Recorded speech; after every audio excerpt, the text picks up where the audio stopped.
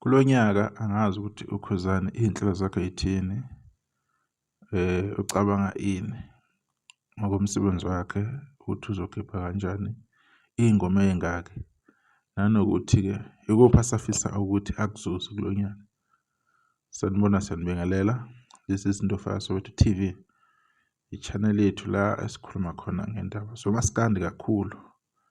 La sikhuluma ngoKhuzani Mfukampungose, Nkosikhona Innocent mfana waseNkandla. Emandaba, uKhuzani sonke siyazi ukuthi ukwathola ama-challenges angakanani. Ngokubona kwami nanoku-understand-a kwami, uKhuzani was the poster child, waqedela i-CD kaMgqumeni, Secret. Kunezinto ey'thize ayifakayo emsebenzini kaMgqumeni, waphinde wacula noMtshengiseni Mfukagcwensa.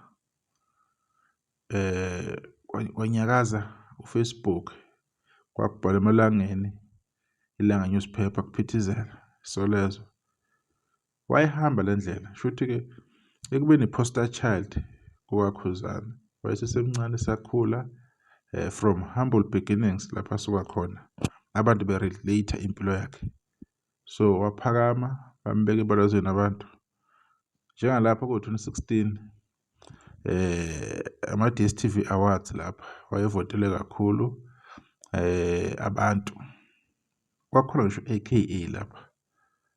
Kodwa-ke kuthe whether is the system, whether abantu abathize abacontrola izinto, abafuna izinto ihamba ngendlela yabo. They wanted a new person. Bebefuna manje kube omunye umuntu oranayo. Because kunenkinga ezweni. Abantu abafuni ukuthi uma u-achieve uzuza izinto. Unga-achieve over ngoba besakucontrol, besakulawula. Siyakhumbula-ke ngesikhathi sejele. Kukhishwe ijele kuthiwa kunomsindo onjani. Kwathiwa ijele likhishwe ukuphazamisa ingoma enesihloko saseFrance. Okusho ukuthi uKhuzani bengamele acule, bekumele kuculelwe umculi yedwa. Lokho okwaze kwavezana nayo insizwa u-Owen Ndlovu eyayine-complain about uKhuzi.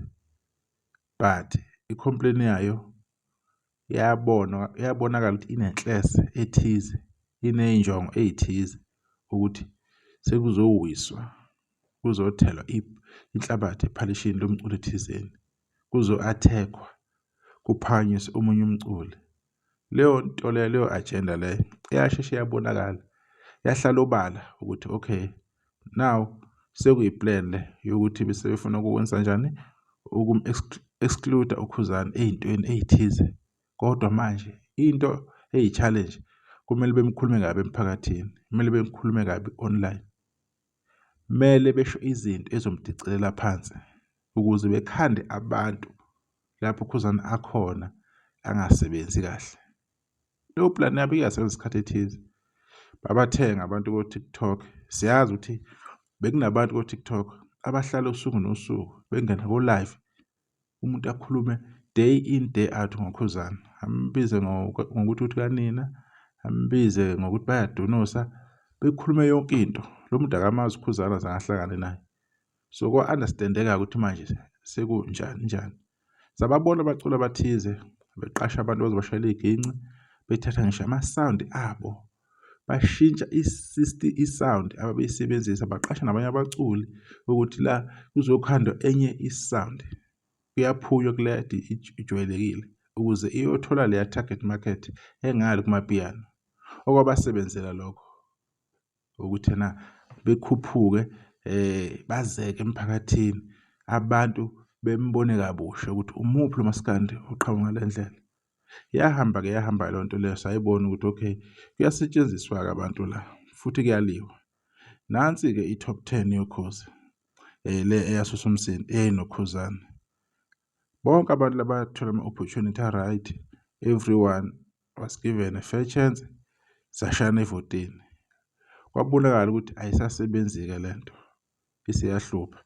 Intokazi le ephathe nendawo uSibongile Ngcobo yenza sure ukuthi last year ngo-October kuphela October wamemezela i-nomination process ukuthi sekuzonominate abaculi. uKhuzani wamemezela ukuthi i-album yakhe iphuma nini. Wenziwa sure uKhuzini ukuthi kuvalwa before 12 emini because i-album kaKhuzani izophuma ngo-4, okusho ukuthi sekuyavalwa ngayo yonke indlela ukuthi uKhuzani angafinyeleli laphana because uKhuzani as umuntu akade bemsebenzisa enodumo lonke ngalezi ayikhathi shoot abasamdingi manje, sekunezinto ezintsha abafuna ukuzenza, sebefuna ukujabulisa abanye abantu at the expense of uKhuzani. Bakwenza-ke lokho, leyo ngoma leyo abeyifakile-ke siyazi okwakunephi ingoma uKhuzini kade eqala unyaka kwaba kanjalo.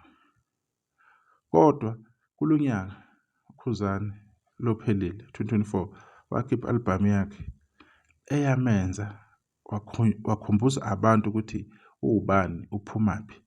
uMaskandi lo wayoqala kanjani, wakhumbuza abantu abaningi ababengenayo sure ukuthi what is going on. Wabuyisa abantu abaningi abamthanda uKhuzani. uKhuzani banika amandla ngale album eyu-best. Sikhuluma i-album lakaMaskandi, asikhulumi i-album engaqondakali ukuthi kwenzakalani. Sikhulumela uMaskandi la ngoba sonke sihlala noMaskandi. Wakwazi wafakazelwa yini uRisa, wayicertifya nge-gold single Angidlali Ney'ngane, wacertifya i-gold single Imbongolo featuring uSphiwe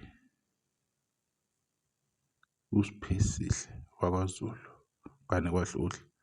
Kwaba kanjalo-ke lapho kwabonakala khona ukuthi lento yokumpressa bethi bamcindezela, bethi bayazama ukuvala ngoKhuzani ngoba khona umuntu befuna ukumkhweza bemphakamisa. Yingakho noma kwakuvotwa uKhuzini washaywa iy'ndishi, kwakuhlangene iy'nyanga, omasipala bakhipha imali ukuthi kuvotele umuntu thizeni ngoba kuzele ukuthi kuvinjwe bani uKhuzani. Still umhlobo wenene uKhuzani wakwazi ukuthi ahambe aye khona athole i-opportunity yokuthi angene, bamvotela as ingoma yani yonyaka. Yona leyo ngoma leyo ethi Imbongolo featuring uSphiwe Sihle. Njengamanje uKhuzani iy'nhlelo zakhe angizazi ukuthi yithini, angazi ukuthi yini asafuna ukuyi-achieve empilweni nasene-hope ukuthi ufuna ukuyithola.